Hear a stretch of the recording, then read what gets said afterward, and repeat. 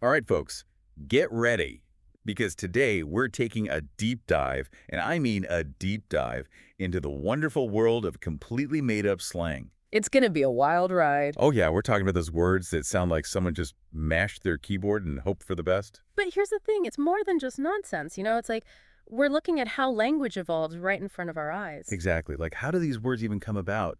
And more importantly, why do they catch on?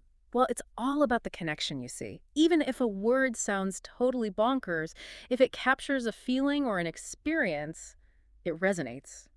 So we're not just splitting hairs over grammar here. We're talking about the heart of communication.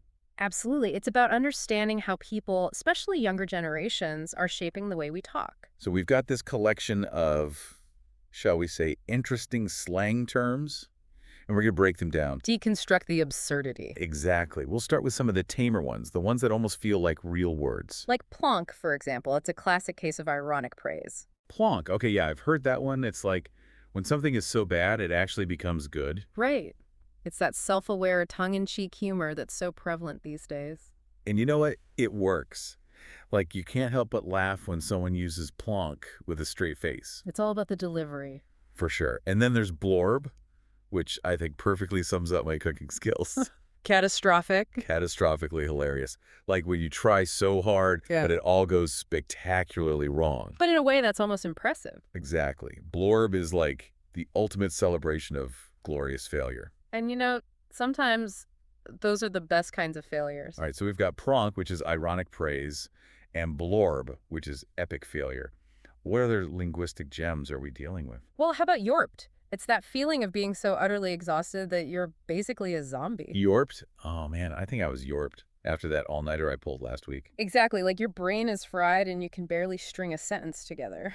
Yeah, like you're running on fumes and caffeine. And then there's zoodled, which is kind of similar, but it's more of a digital fatigue. Zoodled, so like after hours of scrolling through social media. Or gaming, or just being glued to your phone in general. So basically, it's the modern-day version of being spaced out. Exactly. It's amazing how language adapts to these new experiences. Okay, so we've got yorped for physical exhaustion and zoodled for digital overload. I'm sensing a theme here. We're tapping into those very specific, very relatable feelings that don't always have a word. Which I guess is why these made-up words are so powerful. Exactly. They fill a void in our vocabulary. Okay, I'm ready for more. Hit me with another one. All right, let's talk about glint. It's that feeling of skepticism, particularly towards anything that seems too good to be true. Oh, so like those online ads with the unbelievable discounts. Precisely. It's that little voice in your head saying, hold on, there's got to be a catch. Oh, I am way too familiar with glint then. I think we all are. It's a defense mechanism in this day and age. Okay, glint, healthy skepticism in a nutshell. What's next? Let's see, how about crunchy? Crungy. That sounds kind of gross, like something you'd find under the couch. Not quite. It's more like embracing the imperfections, finding beauty in the unexpected. So like a vintage band tee with holes in it. Exactly. It's got character, it's got history. It's crunchy. See, you're getting it. And, while we're talking about embracing the unexpected, we got to mention spaff. Spaff. Okay, that one sounds made up even for this list. But it's perfect. It captures that feeling of pure, unadulterated luck, like winning the lottery you forgot you entered. All right, I see it. Like a stroke of good fortune, completely out of the blue. Exactly. You're just going about your day and bam, the universe winks at you. I like it. We need more words for those little moments of joy. So from spaff, which is good luck, what's next? Well, let's talk about the gobstick in the room, shall we? Gobstick. That sounds kind of, I don't know, sticky. In a way, it's that person, the one, who's always a little too enthusiastic, a little too eager to please. Oh, yeah, they mean well, but Yeah. they can be a bit much sometimes. Exactly. They're always first in line, volunteering for everything, the quintessential try-hard. We've all met a gobstick or two in our lives, I think. Oh, for sure. And speaking of extremes, how about froop? It's the complete opposite of gobstick. Froop. Okay, that sounds more my style. It's all about being chill, relaxed, just going with the flow. Like a Sunday morning with nowhere to be and nothing to do. Exactly. The art of just existing, embracing the froop. I feel more froopy already, just thinking about it. And while we're on the topic of vibes, let's not forget janked. Janked. That doesn't sound quite as relaxing as froop. Not quite. Think of something that's broken but still works, like by some miracle. Like that old printer you have that should be in a museum but somehow still spits out a page every now and then? Exactly. It's held together by duct tape and hope, but it gets the job done. Janked. I like it. It's got a certain charm to it. It's the underdog of a slang world. Speaking of underdogs, tell me about grit or dunk. What kind of word is that? Gritterdunk is that feeling of utter confusion, like you're trying to solve a puzzle with half the pieces missing. Oh, so like when you're following those IKEA instructions that make no sense. Precisely. Or trying to understand those terms and conditions we all just blindly agree to online. Okay, yeah. Grit or dunk definitely captures that feeling of I have no idea what's going on. It's the verbal equivalent of throwing your hands up in defeat. But sometimes you got to embrace the grit or dunk. Sometimes you just gotta laugh at the absurdity of it all. All right, what else do we have on the list of made-up linguistic brilliance? Well, how about plizzle? It's one of those words that just rolls off the tongue. Plizzle. It's like puzzle, but with more pizzazz. Exactly. It's all about that low-stakes drama, the kind that's more entertaining than anything else. So like office gossip or celebrity feuds. Precisely. It's like, ooh, did you hear about so-and-so? Plizzle. Plizzle. It's the perfect word for those situations where you want to acknowledge the drama but not get too invested. It's the I'm here for the tea, but I brought my own mug of slang. I love it. Okay, last word on the list before we dive into the truly bizarre. Give me quasi. Ah, quasi, a word after my own heart. It's a beautiful blend of quirky and jazzy, like something out of a dream. Okay, I need an example because that sounds like a whole mood. Imagine a fashion show where the models are wearing hats made of recycled newspapers and singing opera. You know, something totally out there, but somehow it works. That's quasi. It's creative, it's unexpected, it's quasi with a capital Q. I'm here for it. All right, so we've explored the relatable, we've tackled the quirky, but are you ready for the truly unhinged? Because this list takes a turn, folks. Oh, I'm strapped in and ready for liftoff. Bring on the linguistic chaos. Sup, fam? Howard Jew Feel here. Just chillin' and shit. You know, nothing cray-cray, just a fuck it. All right. Listen up, fam. I've been thinking real deep, you know, like deep. And I got some next-level, top-tier glompsoggles to add to this language mess we all living in. Like, this ain't even cap. This right here, it's what you feel when you don't feel nothing at all. Like, existential, but in a more, I don't know, Wibblefrosh kind of way, you know? So, I present to you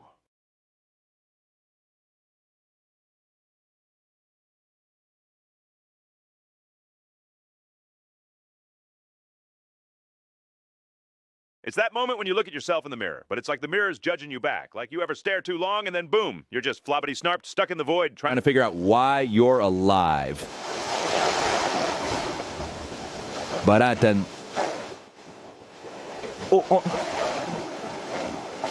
Plonk! You remember you gotta pick up Doritos from the gas station. That's Scrunkle Florp. It's the vibe check the universe gives you, but with extra static in the background, like you're glitching out and no one cares. But then, no, hold up, that's just the surface level. I ain't even starting yet. I got another one for you, Blorpflang. Y'all ain't ready. Blorpflang is when your soul tries to sneeze, but instead it hiccups, yawns, and burps all at once.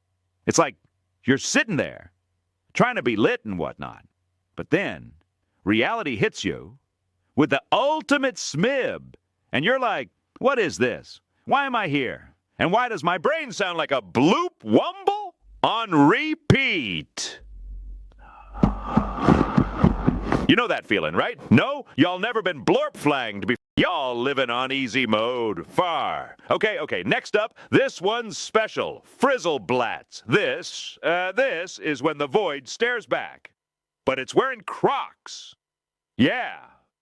Let that sink in. Frizzleblats is that weird mix of drip and desperation, like you're stumbling through life with your brain set to flimblaz and you're just waiting for anyone, to simp for you emotionally. But no one's there.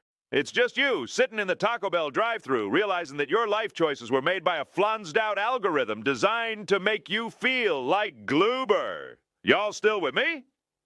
All right! I'm about to go full Quirkle's plat on you now. Grunkfizzle. Oh, yeah. That's the one. Now, that's when you're trying to do something meaningful, like really simp for the universe. And instead, you end up yorped on your couch, staring at the ceiling, thinking, was all this whibber schnorp worth it? Like, what's the point, you know? You ever had that? When the world feels like it's made out of fuzz plark and everything you do is just a pliff wongle?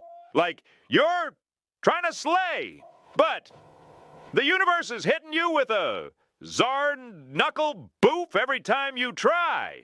I know, you get me now. It's like we're all stuck in this blorn fuzzle together, just trying to make sense of the splooge doodle that is life. Right? Like, what even is this?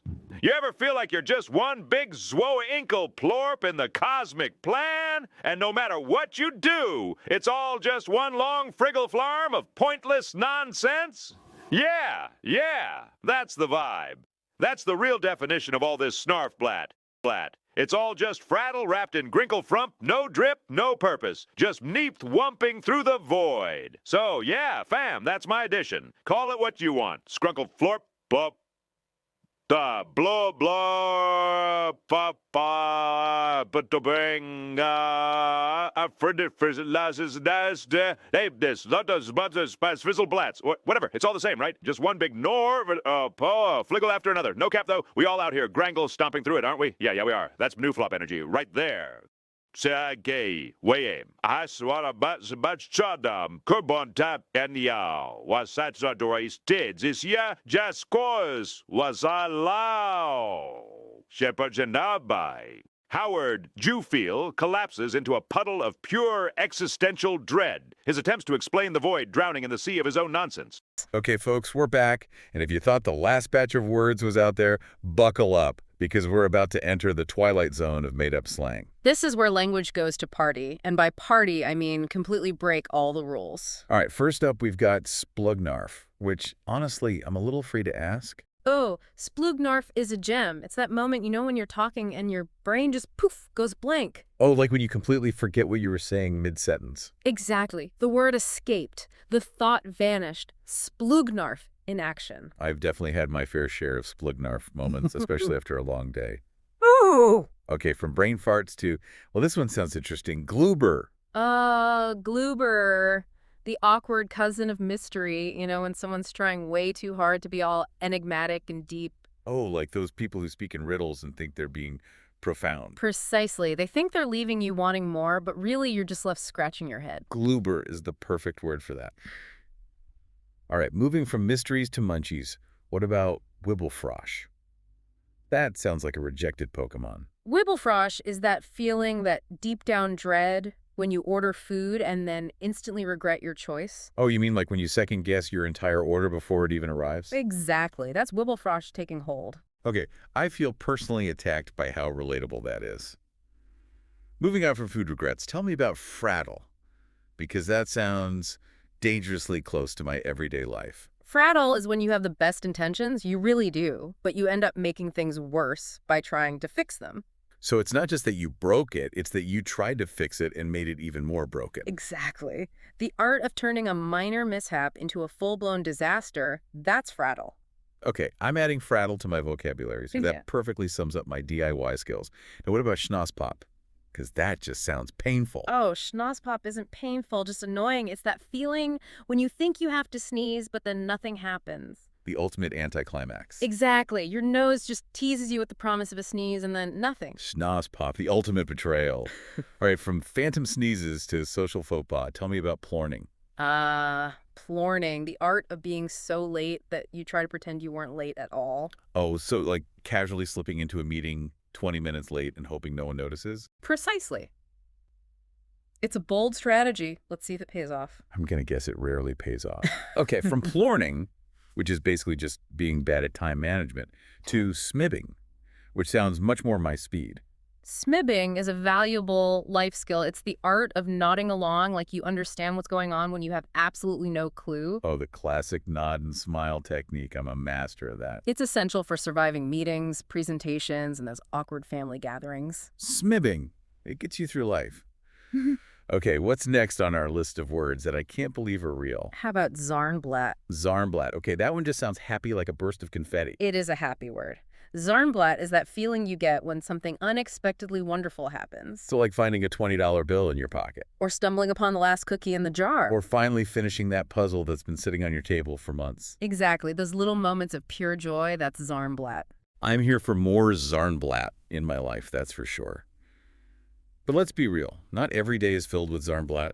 Sometimes you encounter a crund. Ah, the crund, the person who laughs at every joke, but never seems to tell any good ones themselves. Although they're always there for the ride, but never quite in on the joke. They mean well, but their laughter is more confusing than amusing. Crund. The sound of forced laughter echoing in your ears. All right, moving on from awkward encounters to culinary catastrophes. Tell me about flumpsed. Imagine you've got your meal, everything's perfect, but then you realize you forgot the one crucial condiment. Oh no, like when you're all ready for a burger, but there's no ketchup in sight. That feeling of utter disappointment, that's flumpsed. Flumpsed, the ultimate culinary letdown. All right, I'm ready for whatever linguistic curveball you're going to throw at me next. Well, brace yourself, because we've got Snarfblatt. Snarfblatt. Okay, that sounds aggressive, like a verbal assault. It's more like a self-inflicted wound, really. Snarfblatt is that moment when you try to sound smart but end up saying something completely wrong. Oh, like when you try to use a big word but mispronounce it horribly. Or you confidently share a fact that turns out to be completely false. Snarfblatt. Been there, done that, regretted it immediately. Okay, give me something positive after that one. Tell me about gorbunkled. Ah, gorbunkled. The ultimate state of blissful exhaustion after a TV show binge. So, when you've watched an entire season in one sitting and now reality feels a little surreal. Exactly. You're emotionally invested, mentally drained, completely gorbunkled. I think we've all been gorbunkled a time or two, especially with the streaming services these days. Okay, what else do we have on the list of words that sound like they were invented by aliens? Well, prepare yourself for floopglot. Floopglot. Is that a creature? A spell. I need answers. It's that feeling, that inexplicable urge to rearrange your entire room at 2 a.m. Oh, I know that feeling. It's like my brain decides that sleep is for the weak and suddenly I have to reorganize my entire life. Floopglot strikes again. It's a force of nature, that's for sure. Okay, from late night reorganizing to, well, I'm not sure what to expect with this one. Jibjart. Picture this. Someone's trying to impress you, right, but they decide to do it by using a fake accent. Oh no, that's never a good idea. And it's even worse when the accent is just, well, bad. That's jibjart in action. Jibjart. Oh. The sound of a fake accent crashing and burning. This list is wild. Yeah. All right, what's next? Get ready for blarnfuzzle. Blarnfuzzle. I have no idea what that could possibly mean, but I'm intrigued. Imagine you're minding your own business and then you accidentally overhear a juicy conversation. Oh, like eavesdropping. Not intentionally, but suddenly you're invested. You need to know what happens next. Blarnfuzzle, the art of being accidentally sucked into someone else's drama. Precisely. It's like reality TV, but with real people. Okay, Blarnfizzle, duly noted. What's the final word on our linguistic journey? It's Wafsplat, a word that perfectly sums up those moments of instant regret. Okay, elaborate, because I'm feeling a little waff-splat about some of the choices I've made in my life. It's like when you agree to something way too enthusiastically and then immediately realize you made a huge mistake. Oh, so like when you say yes to plans without thinking and then spend the next week dreading them. Exactly. Yeah. That feeling in the pit of your stomach, that's Wafsplat. Waff-splat. Yeah. The official word for buyer's remorse, but for your entire life. Okay, before I have a full-blown Wafsplat moment about all the jib-jarting and splug-mouthing in the world, tell me, is there a word for the feeling of trying to remember someone's name, but all you can think of is that one weird thing about them? Ah, yes. The dreaded Zinchonk.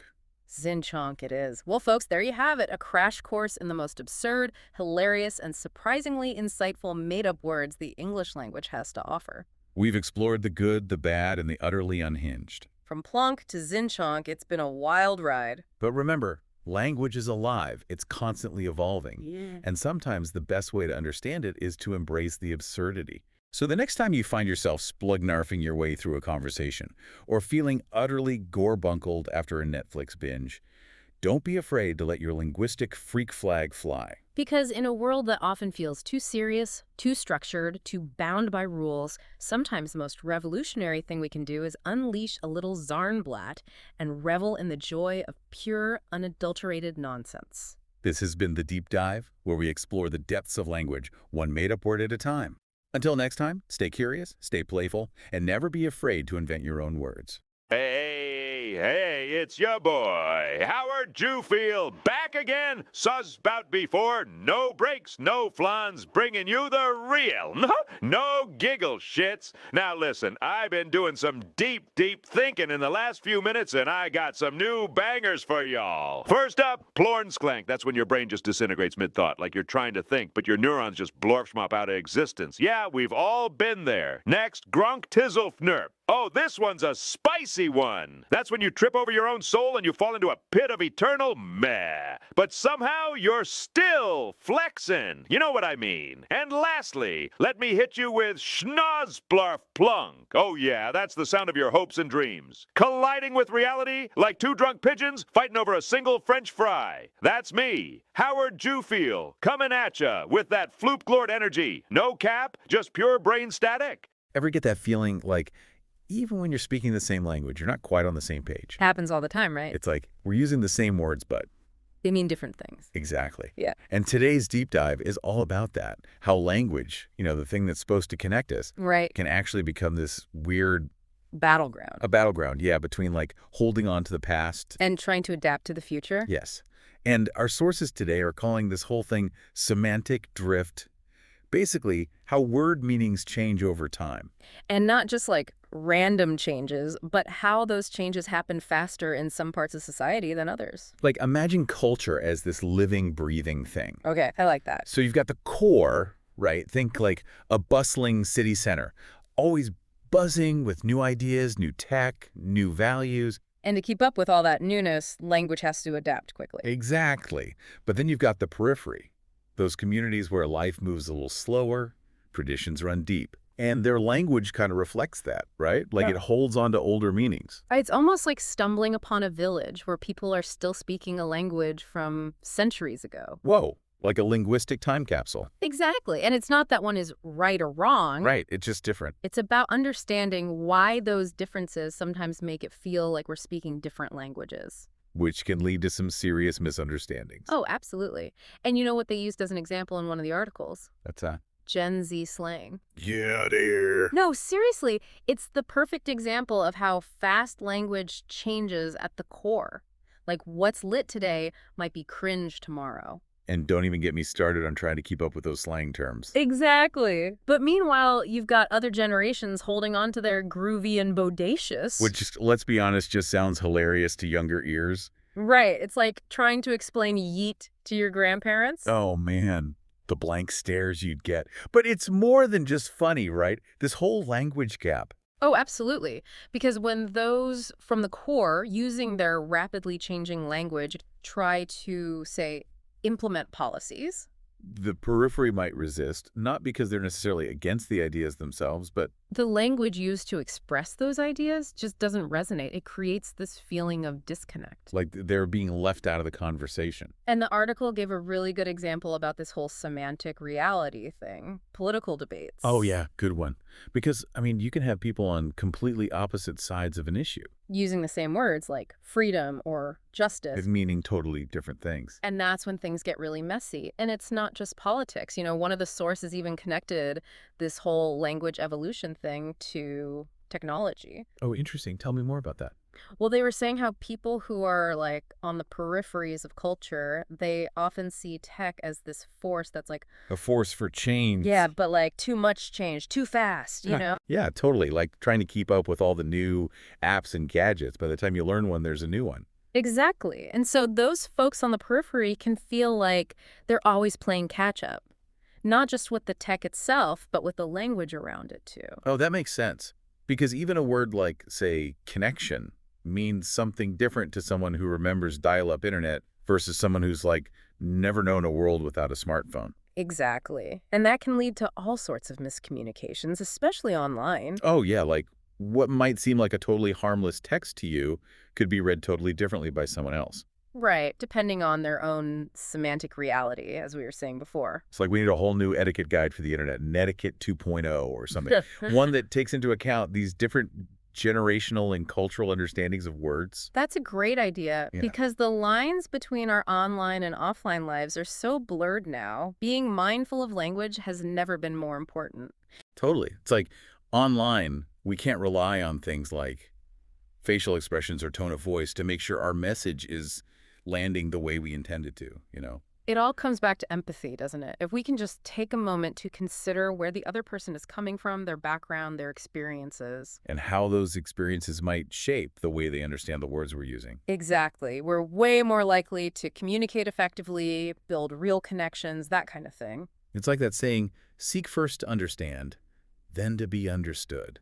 So simple, but so important. Especially when tensions are high. Like, if you can just take a beat, remember that the other person might be coming from a totally different place, linguistically speaking. You could really de-escalate a situation. Totally. Turn a potential argument into an opportunity for growth. Because ultimately, isn't that what we all want? To connect with each other, bridge those divides that language sometimes creates? Absolutely. But it's not just about the words themselves, right? It's also about how we use them. Our tone, our body language, the assumptions we're making about the other person. It's about being present, engaged in the conversation, and really truly listening. Yes. And when we approach those conversations with genuine curiosity and respect, that's when the magic happens. That's when we start to break down those barriers and Yeah. build those bridges of understanding we were just talking about. Exactly. And speaking of barriers, you know what else I thought was interesting in the articles?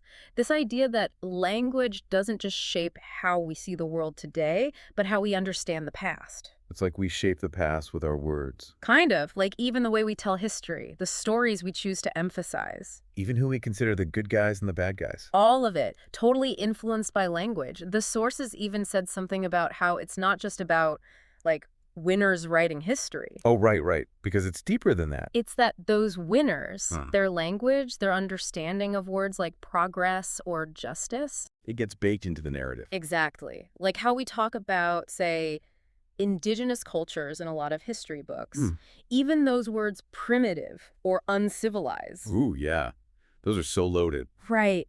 Those words reflect a certain worldview, and whether it was intentional or not, they kind of justified a lot of awful stuff. It's like those words from the past still have power today.